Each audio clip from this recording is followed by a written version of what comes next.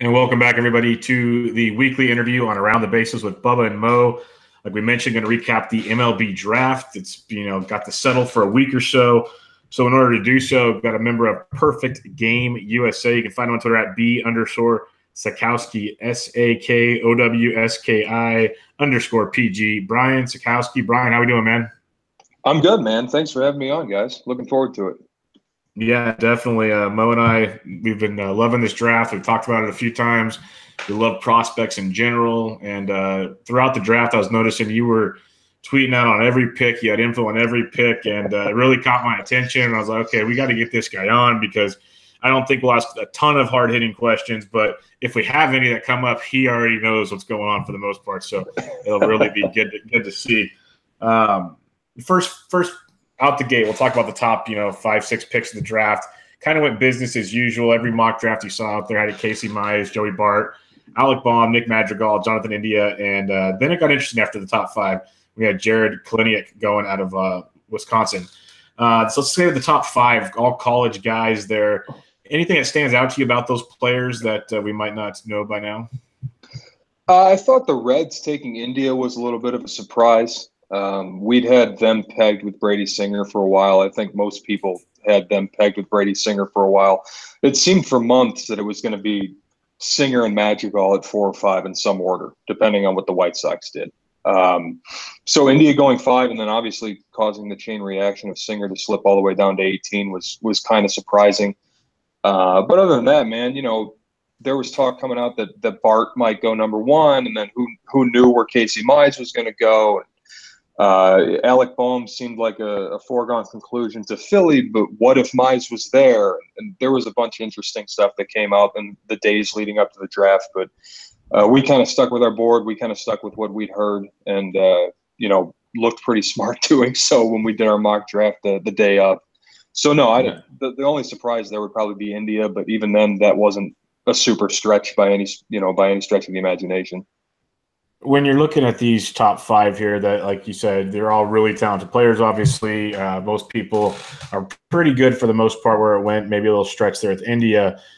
What do you think overall? Like maybe a quick synopsis of each guy, like a Twitter version of each thing. What do you think of their MLB prospect coming up here? I think Mize maybe number 2 starter. I don't think he's got ace upside, but I think number 2 starter upside type of guy. Joey Bart is not Buster Posey, which is what everybody wants to talk about with the Giants taking a catcher at number 2, et cetera, et cetera. A little bit more power than Posey, better arm strength, but he's not the hitter Posey was or is.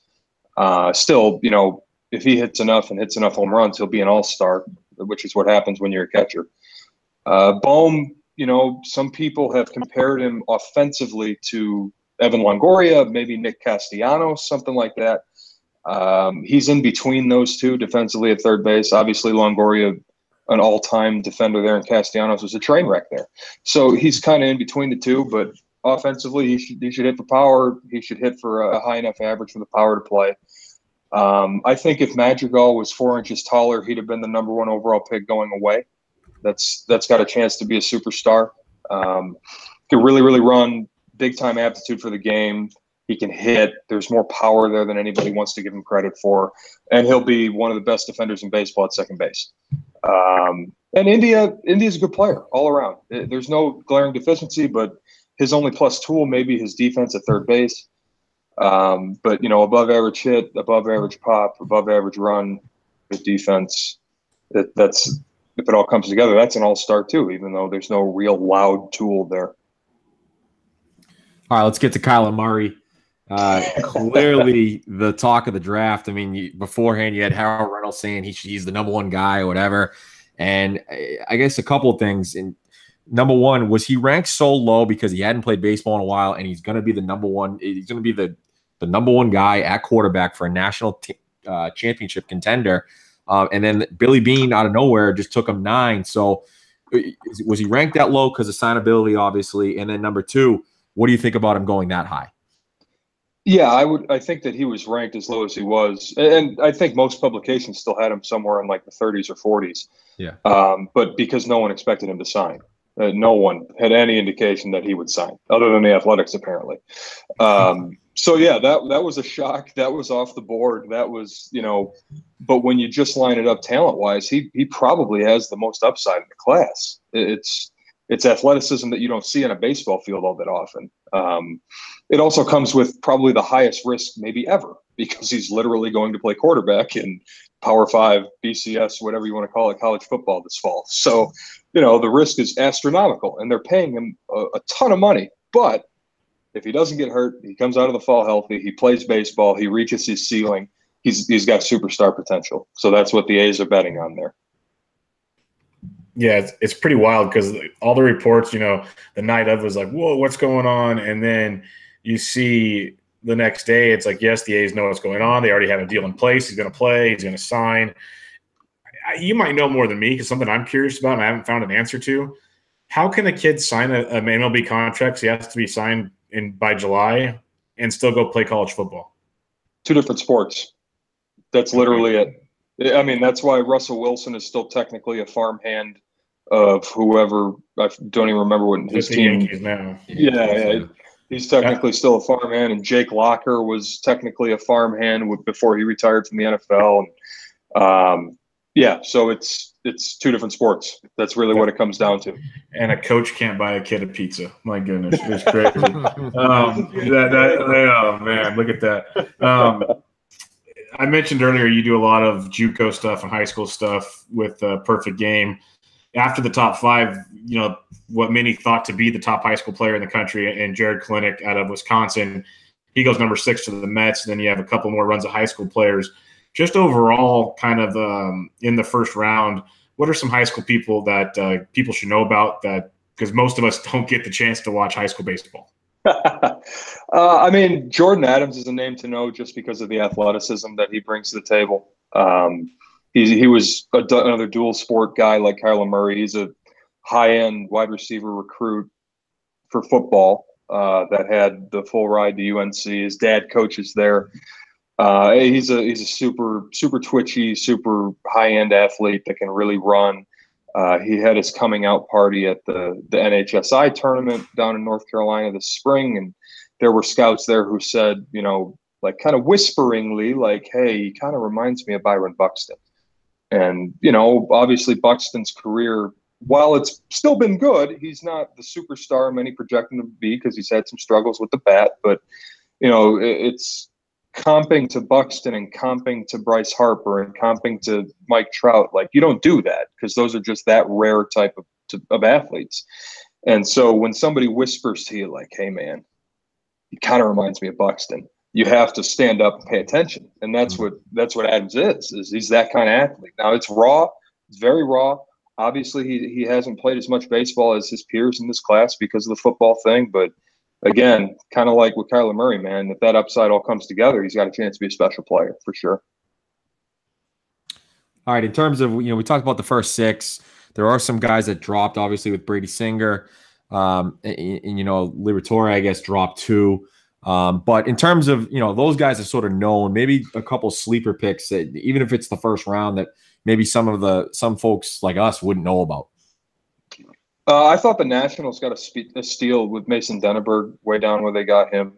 He was, throughout the spring up until like April, considered like a top 10, top 5 type of guy in the class. And then he had a little bit of an injury thing. So he had like bicep tendonitis or something like that. And so that freaked people out, which of course it will. It happens all the time. But he came back healthy. He made a couple starts before the draft. The velo was back. He was throwing everything for strikes. His breaking ball was very good. So I think that they got a potential frontline type of arm there at 27. And obviously with Denneberg's agent being Scott Boras and the Nationals picking him, that made a lot of sense. They like to take Boras guys. They have a good relationship with Scott Boras. Yep. They got pictures of him or something. Yeah, no, there's no question. Yeah, or he has pictures of them. Yeah, he has pictures of them, exactly. But yeah, him, I thought that Ethan Hankins sliding all the way to 35 was a little bit ridiculous. Cleveland, killer job to get him there. And his thing was twofold. It was Number one, he had a little bit of an arm thing too, similar to Denneberg, where it scared some people, but he came back to full strength. But the bigger issue was that his breaking ball wasn't even close to what it was last spring, or last summer rather. We see the gifs that the pitching ninja on Twitter posts of Hankins carving up the national teams in the Junior Olympics or whatever it was last year, and the breaking ball is a hammer. It's a plus curveball that embarrasses hitters. And this spring, it wasn't even close to that, so that caused some concerns. But those two guys, those two high school arms that slipped a little bit, are Denneberg and Hankins, are guys definitely to keep your eye on, definitely to watch. They could, in the span of 3 months in a pro player dev system, you might see them in a top 100 prospect ranking somewhere. Quick note as a Red Sox fan, thoughts on Tristen Casas? Yeah, he can really hit, man. He can 500 really hit. feet. 500 feet. Let's go. It's a first baseman, so yeah, it's a risky profile in that he's a first baseman. And I've seen him since he was a freshman in high school, and all he does is hit. He's never not hit. So it's a really good approach. He's more athletic than his size would indicate. He's going to be a really good first baseman. But it's tremendous power from the left side of the play. He can hit. He's got an advanced approach. He's done nothing but hit at the highest levels of amateur baseball. So, yeah, we had him. We thought he was going to go before that. So I thought that was a pretty good job by the Red Sox to identify him. And but now that you have Dave Dombrowski in charge, he'll probably trade him in a year or two. We're gonna be friends, Brian. Thank you. I'm another bullpen guy that won't pitch. So that's what's gonna happen. It's gonna be another bullpen guy that won't pitch. So I'm a Detroiter, man. So I know Dombrowski's style very well. That's good. He'll be gone by the time that he gets up here. Trust me. Yeah, no question. That was outstanding. Thank you, Brian. Thank you very much. Oh, well. So, a lot of people want to give draft grades and all this stuff, and you can give some. In reality, we know it's going to take 4 or 5 years, maybe more, to really know how your draft picks pan out. At first glance, what teams do you think really did a great job of kind of rebuilding their system or filling their system up some more with some really top-end talent?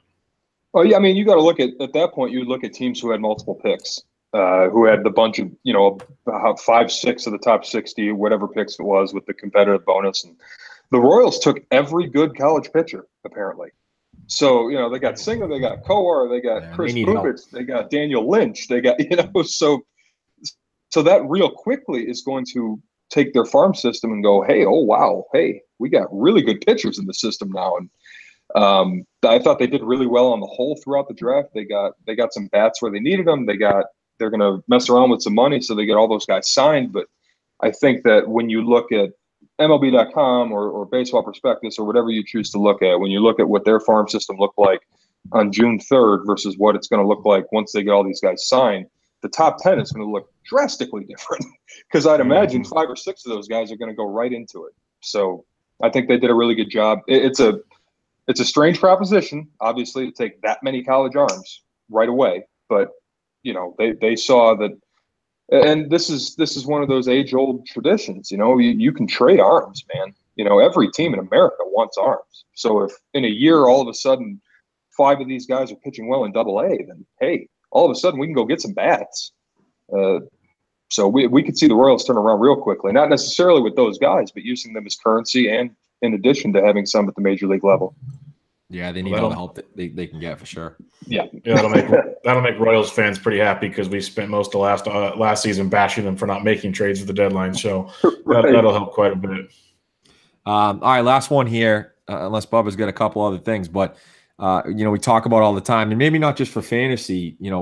Just put that aside. Who's going to be the quickest to the MLB? And maybe a couple guys. See, it's weird in that, if the Tigers and if the Royals were like a bullpen arm away from being World Series contenders, I think Mize and Singer could pitch in major league bullpens tomorrow. Yeah, like Finnegan. Yeah. Yeah, Finnegan or David Price or Chris Sale, or take your pick there. But so I think in a vacuum those guys could, but that's not how they're going to be developed. Mize may get shut down. Singer still has the College World Series to go through. Who knows if the Royals are even going to pitch him in the minors this summer? But so yeah, I think Madrigal could be very quick to the majors next year for the White Sox. I think some of the arms that the college arms, the safer arms that teams took, we could see Joey Bart move pretty quickly too. We could see Jonathan India move pretty quickly. I think Madrigal's got a chance to be like Alex Bregman or Dansby Swanson of years past, where it was all of a sudden they were in the major leagues, and maybe they weren't ready for it, but they were there quick. And we're seeing guys get moved up a lot quicker these days, obviously, with the Juan Sotos and Ozzie Albies of the world. You never know what's going to happen these days. Just a couple questions for you real quick, and then we'll get you out of here. The Brady, I just want to clarify that what we read might be accurate. The Brady Singer fall, the Liberatore fall, that was mainly financial. Is that correct? Honestly, man, I'm not even entirely sure. Singer, I believe it was more of a it's kind of like when Mark Appel was taken at 8th overall years ago, when everybody expected him to go 1, and then the Astros took Correa. And so the rest of the draft was like, oh, God, what do we do? And no one took Appel until Pittsburgh did 9 picks later, and then he didn't sign. But this could have been that case. Everybody expected Singer to go in the top 5 picks or so, and all of a sudden he didn't, and they panicked, and they didn't even have him on their board or something like that. But it could have been as simple as that. It could have been the financial stuff. Obviously, the Royals have a ton of picks to play with, so they had more flexibility there. And with Liberatore, I really couldn't tell you. I think that I'm understanding that he signed today, maybe, or yesterday. So I don't know what he signed for. I'd imagine it's slot or right around there. So it could have been 3.5. Yeah. So it could have very easily been that's the number that Liberatore and his camp were putting out, and he wasn't going to get drafted until somebody agreed to pay it. We may never even know that. So I haven't heard anything to suggest otherwise with Liberatore. But so yeah. Yeah, I was just curious. I know everyone thought they go a lot higher, but you never know. There's a lot of stuff going on behind the scenes and that kind of deal. So last question I have for you, and I really am curious to hear your answer since, again, you cover a lot of the younger players. And there's a lot of interesting viewpoints on this, and a lot of it depends on where your team's at the time and how you need to rebuild. But when you're taking your top picks in the draft, not your late picks, your top picks, are you looking more at college or are you looking at high school guys that you can develop? Doesn't matter. Pardon me. Best player available. Okay. If that's college, whatever the top player on your board, when your pick comes up, take him. You can't draft for need. You can't draft for need in the MLB draft. These guys 99% of the time are so many years away, and I think you get caught in a bit of a dangerous situation if you start drafting for need. So yeah, I don't think that. I think there's something to be said for hey, if we're X team and we know we're 4 years away from contention, like maybe if a high school guy and a college guy are similar spots on your board, then maybe you take the high school guy there. You have a bit more of a proclivity to do so. But I think it all comes down to best player available, who you have number 1 on your board. Well, yeah, that's what I was wondering, because it depends on who you talk to. There's a lot of interesting takes on it. Yours makes the most sense out of I either hear that, well, he's almost ready because he's in college, or this guy's in high school and we need more time. And that's all the angles you get, but it makes a lot more sense. Best available player. It's the old fantasy baseball, football strategy. So it makes a ton of sense. Well, Brian, it was awesome. Glad we could grab you for a bit and talk some MLB draft. Maybe we'll check in with you later on this summer or fall when some more prospect stuff gets kicking up. What do you got coming up at Perfect Game USA? Well, we have our summer kickoff, so to speak, coming up this weekend in Tampa. It's the Perfect Game National Showcase. It'll be the top 300 players in the 2019 class, and that's kind of how we're going to kick off the draft here. We're ready to go already, ready to start working on 2019. I love it. Yeah. We'll definitely have to keep an eye on that because, like I said, we love watching these kids. And, College World Series this week and a lot of good stuff in the amateur ranks. But everybody, check him out on Twitter at @B_Sakowski, SAKOWSKI_PG. Brian Sakowski, thanks for joining us, man. Really appreciate it. Absolutely. Thanks for having me, guys.